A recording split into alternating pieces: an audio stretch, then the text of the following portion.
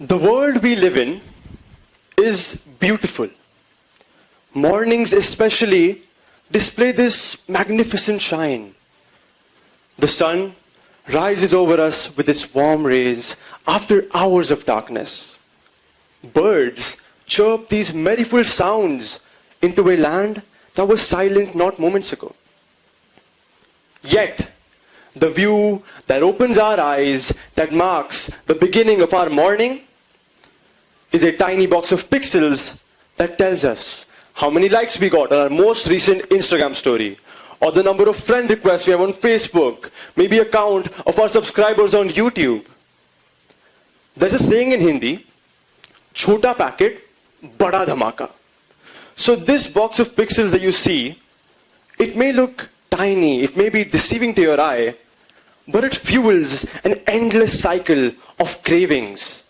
That is a silent addiction to the echoes of approval. We live in an age where social validation is everywhere. It's omnipresent. And I don't just mean physically. I mean digitally. There's likes, views, requests, replies, followers. These tiny signals that tell us that we matter. We need others' approval to feel secure, confident, and worthy. Now, it is human to want acknowledgement and to want some appreciation, right? But craving it to the point where you need it to simply exist is when the problem starts budding. My father shared a quote with me when I was younger. He said, "The chains of habit are too light to be felt until they become too heavy to be broken." So many of us don't even realize it, but we begin relying on this validation. What we once perceived as innocuous, harmless, even motivating, is actually addiction. And this problem isn't newfound. In fact, it's persisted in mankind for a millennia. So thousands of years ago, when there used to be tribes, if a man was accepted into a tribe, it meant food, protection, survival, and ultimately, life. Rejection, on the contrary, meant isolation, and this isolation led to death. We may have evolved since then, but our brain has never really outgrown this fear. And that's what makes it so important and so intrinsic to understand this addiction at its core. When someone approves of us, our brain releases this chemical called dopamine. It's a feel-good hormone, which, by the way, is also the hormone associated with substance abuse and gambling. Most of us, a majority of us, think that it's just a happy drug. But the fact is that it tells your brain that this action was rewarding, people loved it, and that's why you love it, so keep doing it and keep damaging yourself. And social media worsens this problem at a level beyond our comprehension. Tell me, how many of you all can recognize these logos? I'm sure not a single one of you is unaware of these. In fact, the tiniest of children are exposed to these platforms. Is that not terrifying to you? People, young or old, rich or poor, are all exposed to these platforms and are unknowingly letting these shape how they think. Before media platforms, approval meant something subtle. A smile, maybe a nod, a compliment. But now, it is measured with numbers. And when something becomes measurable, it becomes comparable. And we all know that comparison is the thief of joy and the harbinger of doom. These platforms that you see, they don't promote anything meaningful. They promote things that are designed to keep you hooked, keep you scrolling endlessly, powerlessly, and mindlessly. Now, you might find security in the fact that the battle against validation, against approval, is not one for you all to be fighting alone. In fact, I too was a victim of validation 5 years ago. It was lockdown time, and I, along with 5 of my best friends, had only recently gotten into this game called Brawl Stars. It's a children's game, and as 11-year-old boys, we were completely engrossed. In fact, I remember we used to have Zoom meetings which were conducted with the sole purpose of playing this game together for hours on end. And I even made my own YouTube channel for the same. So I would assiduously screen record gameplay, edit the clips, compile them together, add some music, add some sound effects to make it engaging for my audience, and then a few text boxes here and there to make it interactive. And then that final draft would go onto my YouTube. And to my surprise, my channel grew fairly quickly. In fact, I had 100 subscribers by the end of the week, 200 by the end of the month, and my views were only plummeting upwards.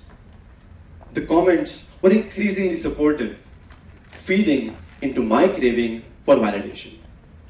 I wanted appreciation, I wanted approval, but that want soon transitioned into a need that would poison my mind. I fell into what psychologists call the dopamine feedback loop. The more validation we get from something, the more we want it. And the more we want it, the more we are to shape our actions around it, to shape our actions to bolster it. And this often leads to a loss of identity. At some point, we stop thinking about who am I and only think about what performs better. Now, my channel did really well for the next few months, and my dopamine was at an all-time high. I was super excited and super satisfied. And then came along a hurdle, the first obstacle in my path. Dislikes, hate comments, lesser views, losing subscribers faster than I could gain them. The void in my mind that was until now being filled with approval was now suddenly left barren. I felt demotivated, I felt unworthy. And that's exactly what validation withdrawal looks like. When someone, or in this case me, who is so used to this constant approval is suddenly out of the blue deprived of it, they feel discomfort and naturally they feel anxiety. And this leads to them developing a delusion that without this support, they cannot move forward and that they must quit. So this newfound lack of appreciation definitely got to 11-year-old Aayush. And with that, my hopes and dreams of being a rich, monetized, Lamborghini-owning YouTuber had come crashing down. But this doesn't mark the end of my story. Earlier I said that validation was a poison. But I want to make a correction. It's not a poison, it's simply dependence. And the only way to beat dependence is not isolation, but detachment. So I'm not going to be asking you all to completely uninstall all media platforms because I know that we're not brave enough for that yet. What I am going to be sharing with you though is what I like to call the ABCs. A for awareness. You cannot heal what you don't recognize. For example, my grandma, she loves card games and she loves card tricks. So all my life, she's shown me and my family so many different tricks. And we've always been fascinated, thrilled even, all until we recognize what she's doing, or to phrase myself better, we become aware. That's when the trick stops working.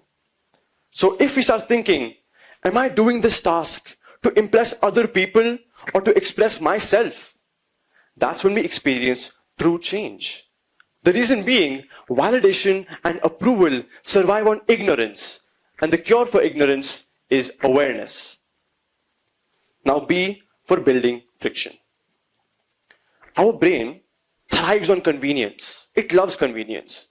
So the easier a task is to do, the more our brain wants to do it. Therefore, by adding a delay, by simply building friction between steps, we ensure that our brain doesn't have the freedom to do whatever it wants anymore. In fact, we buy ourselves time to take reign and to take control of the matter and thereby prevent a possible problem. So for example, if posting on social media takes 3 steps instead of 1, our brain starts thinking, you know what, maybe I'll post tomorrow, maybe next week, or maybe in some world, never at all. Now C for crafting mindset. We must understand that success is never measured by visibility, appreciation, or numbers.